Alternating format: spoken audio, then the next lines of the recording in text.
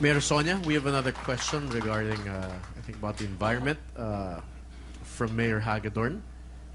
We don't really know if he's from Luzon, Visayas, or Mindanao. So Mayor Hagedorn from I Palawan. propose that there be a separate region, the Palawan region, on its own. Thank you, Mr. Secretary. Good morning. With the huge deposit of mineral deposits that we have here in our country, including Puerto Princesa and Palawan, the local government units are given a free hand only on the approval and management of small mining operations like gravel and sand and other quarries.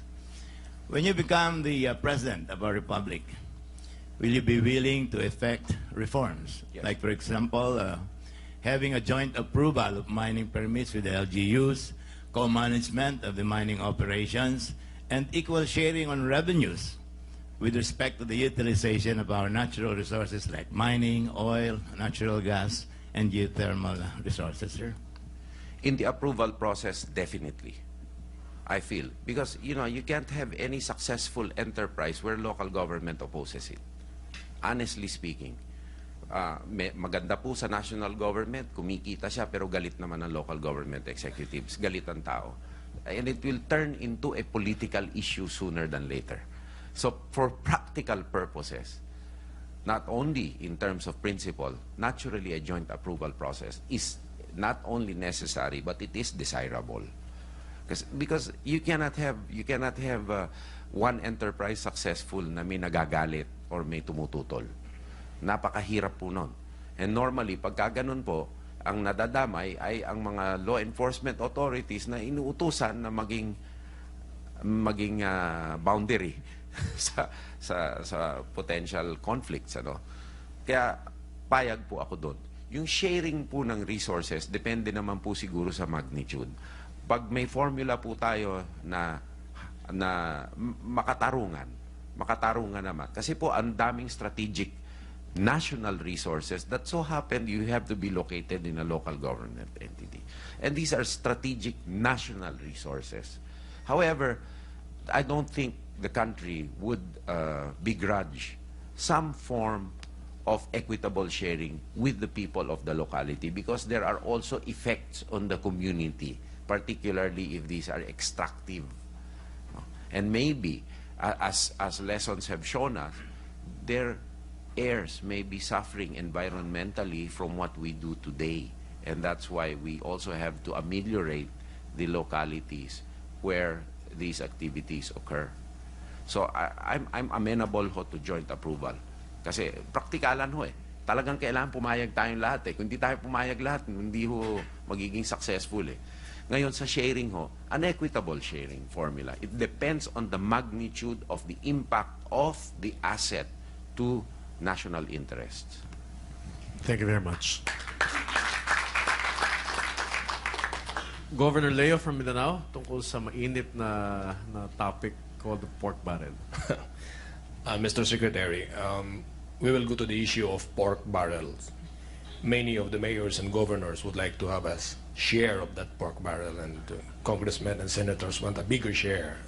And I'd like to call on Mayor Aminuddin Sumagayan of Taraca, Lanao del Sur for that question.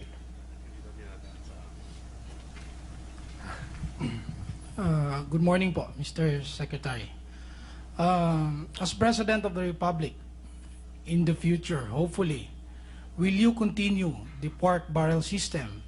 And if you are to continue, what reforms will you introduce so that it can become more accountable and participatory? As I recall, in my career in politics, there was only one president who tried to stop the pork barrel. That was President Estrada when he started, and it ended up continuing. So, I mean, let's call a spade a spade. It ended up continuing. Because it could be, in my district, it is a good thing. Lahat ho ng aking CDF ay dumaan sa local government executives because we had political unity in the province. And sometimes, it is an effective developmental tool that could be used. Just as long, perhaps, as you have really a prioritized list of what and what should not be done. All right. What should be done? Perhaps major infrastructure like markets, roads, and probably assistance in capacitating your municipalities, schools, if needed, water systems, and the like. No, but I would be amenable in not allowing cementing of small roads or cementing of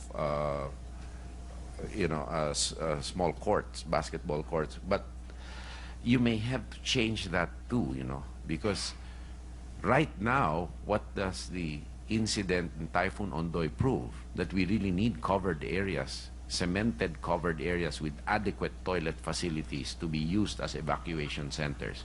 And perhaps I would be amenable to continuing the pork barrel if the local government units can identify potential evacuation centers with adequate sanitation facilities and use the CDF to do that.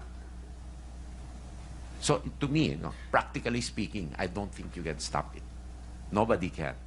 But we can guide the uses of the pork barrel for disaster risk management, for agricultural productivity, and for transportation and communications between and among major arteries, between and among towns, and between and among provinces.